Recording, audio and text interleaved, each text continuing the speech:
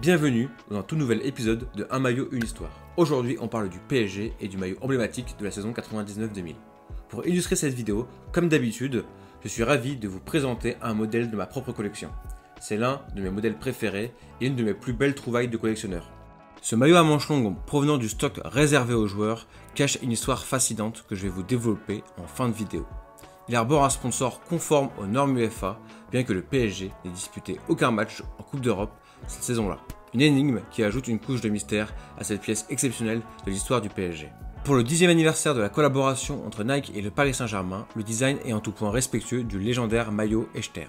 On y retrouve une bande centrale rouge, reprise dans le dos et encadrée par deux légers traits blancs, le fameux BBRBB, mais aussi un col rond bicolore et un bleu électrique sans les dessins incrustés dans la trame qui furent la marque de fabrique des maillots des années 90. On notera aussi que c'est le dernier maillot 100% Echter avant la fin des années 2000, et que contrairement aux maillots contemporains, les différences sont vraiment minimes entre le maillot pro et le maillot boutique.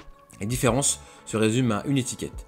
Sur les maillots boutiques, cousu en bas du maillot, on retrouve une étiquette réplica qui indique la taille avec le logo Nike. Comme on le disait en début de vidéo, ce qui rend encore plus spécial, c'est son sponsor. Oui, ce maillot est unique, car il est conforme aux règles de l'UEFA pour les compétitions européennes alors que le PSG n'a pas joué en Europe cette saison-là.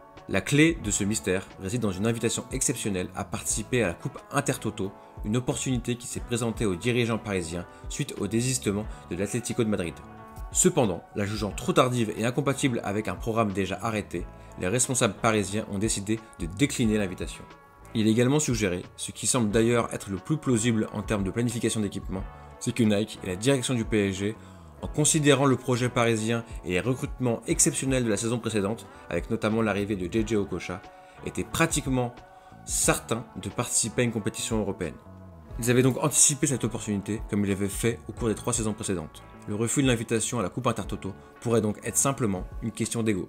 Cette saison-là, le PSG finira 2e du championnat à 7 points de Monaco, ce qui marquera le retour du club en Ligue des Champions pour la saison 2000-2001. Malgré cette belle saison, l'équipe rate sa finale de la Coupe de la Ligue contre Guignon 2-0.